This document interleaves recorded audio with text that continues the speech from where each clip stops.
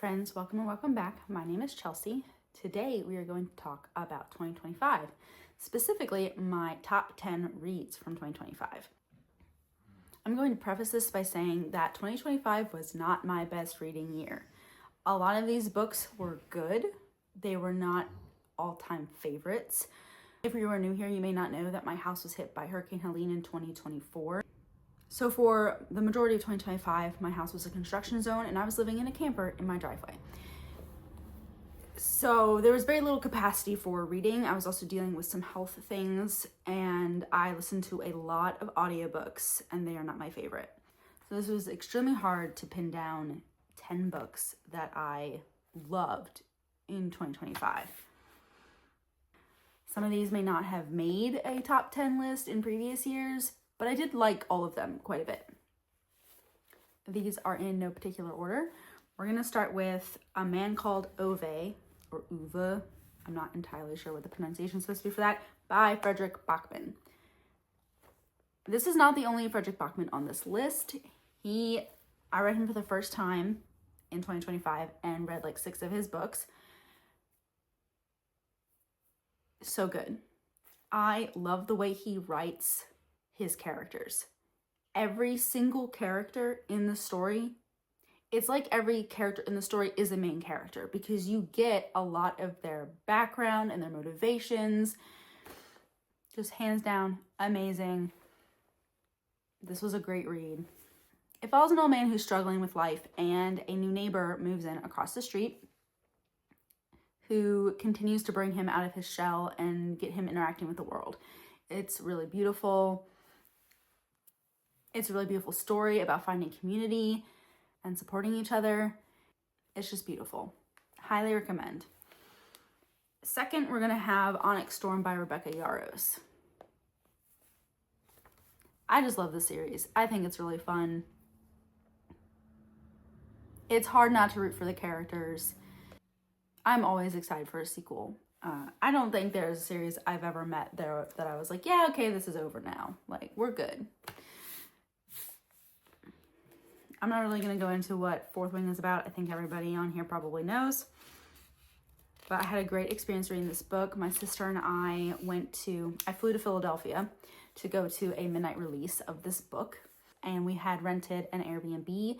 So we spent 3 days in this Airbnb reading Onyx Storm, start to finish. And it was a lot of fun. I really enjoyed that. It was nice to get away and my only responsibility be feed myself and read a book. Next, we have Emily Wilde's Compendium of Lost Tales by Heather Fawcett. I have loved this series from the beginning. I think it's really cute and fun. The main character reminds me a lot of myself. And this was just the conclusion of a great trilogy. The first story follows Emily Wilde, who is a scholar. She studies magical folk. And she travels to a remote village where she is supposed to be studying a certain kind of fae or a variety of local fae, and her colleague ends up following her there and they have a very interesting dynamic. And it's just what follows after that, you know, her interactions with the village and the fae in the area. Super fun. And these fae are not fun fae. These are more traditional scary fae. It's good. It's good. So good. I love the way she views the world, and the banter between her and her colleague is really fun. Next, we have Finley Donovan is Killing It by Elle Cosimano. This is just a fun time. These are ridiculous. We are following a main character who has just been divorced from her husband. She has 3 kids. I think it's 3 kids. And she is an author. She writes suspense novels, I believe is what you would call that. And she is at a Panera giving a pitch to her agent, and a woman overhears her. And she thinks that our main character is a hit woman. So she hires her to take out her husband. And it's just kind of all the craziness that happens after that. These are ridiculous, okay? These scenarios would never happen in real life. This is not believable. This is a fun time. She finds herself in some very, very interesting situations. I have read all but the last book because the last book continues to not be available on Libby. I do not know why. The wait is so darn long for this book, but I love them. I think they're fun. They're a roaring good time. And they just continue to get more and more ridiculous, the situations that this woman finds herself in. They're just so fun. All right, Bear Town by Frederick Bachman. It is hard to talk about this series because the subject matter is pretty heavy. We're following a hockey town after a star hockey player assaults a young woman. It's very realistic, which is sad, obviously. But it's extremely compelling because, again, his storytelling allows every character to have depth. Every character has a backstory. You care about so many of the characters because you know these things about them. Where in another story, they might just be a certain type of character. But so many of them, you get so much of their story and they're not even the main character. You know, we're following this woman this young lady who is assaulted and how that affects her and her parents and her best friend and her brother, and how it affects the hockey team and the town, and not just the town, but individual people in the town that you wouldn't even think about being involved in this story. It's so compelling. It's very well written. I have finished the trilogy. I think the trilogy holds up. It does become a little bit less about the assault later on.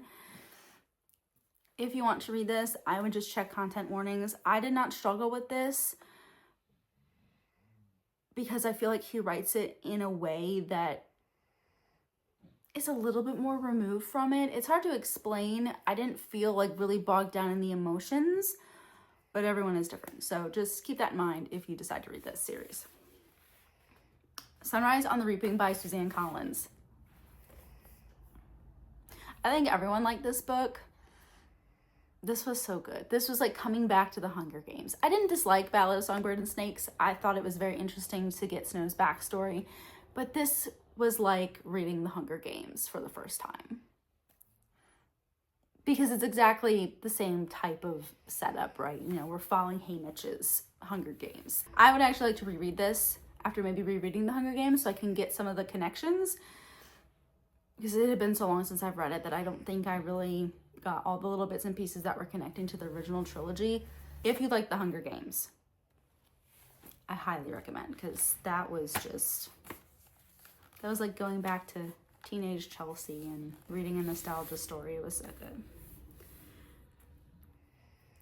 Number 7 is A Muse of Nightmares by Laini Taylor.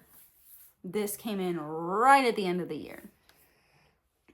I have not been liking YA fantasy very much for the past year and a half or so. This is a really good YA fantasy because it is well written and it doesn't have a lot of angsty stuff in it. There is a romantic subplot, pretty much all YA has that, but it's not angsty. And this is the second book. The first book is Strange the Dreamer. And I usually like the first book of a series the best. So it's very surprising that the second book hit more. And I think it's because we get a lot more of a plot in the second one. The first one, it's not that there's no plot. It's just that there's a lot of mystery going on. And we don't really know. I mean, we do because we're following it. But the characters in the story don't know a lot of things yet. And they haven't even, these two groups of people that we're following haven't even really met in the first book. It's not until the second book that they really start to interact with each other. It got really interesting in book 2. I can see why people love this series. It's not an all-time favorite for me, but for a YA, I think it's very, very, very well done. This is a YA I will keep on my shelves in case my kid wants to read it when he is older. Very good. And I have already started her other series, I don't remember what it's called, and I don't even remember what the title for the first book is, but it's a trilogy. So, very excited for that. The Undermining of Twyla and Frank by Megan Bannon. This is an interesting, it's like a romance, but on a fantasy backdrop. I wouldn't even call it fantasy romance, and I wouldn't call it romantasy either, which kind of makes you wonder why we have these two categories, and this book doesn't even fit neither one of them.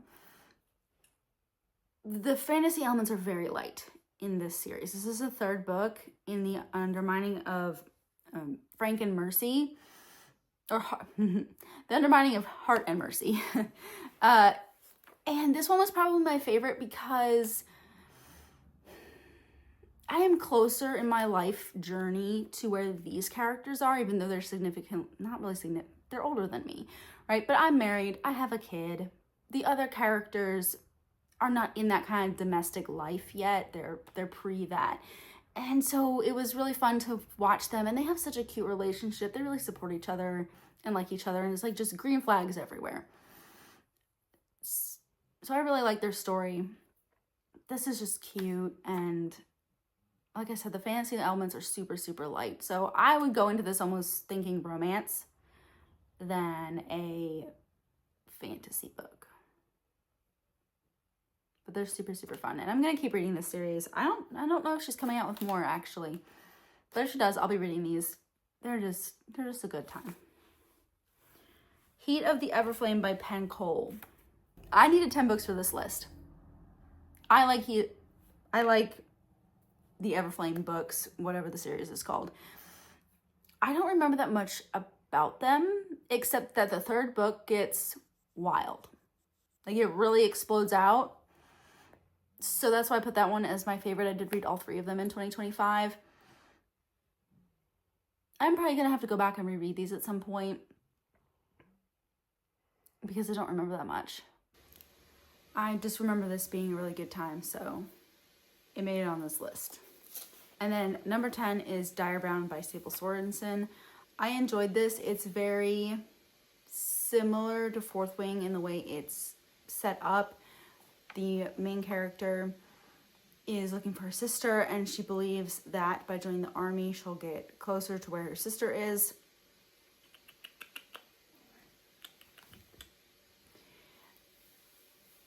And when she joins the army, it's during a period of time where they are going to select recruits to bond with direwolves.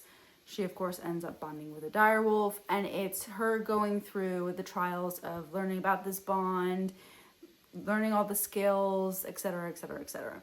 So a very similar setup to Fourth Wing. It wasn't as good as Fourth Wing for me. It was a bit frustrating because the main character is fighting this bond like the whole way, even though her life literally depends on this working out.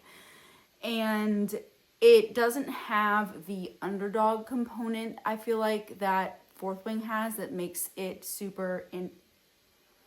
that makes it really relatable, and you're rooting for Violet because she is overcoming all these other challenges just to do what she needs to do in this academy and survive. So, not as good as Fourth Wing, set up similar to Fourth Wing.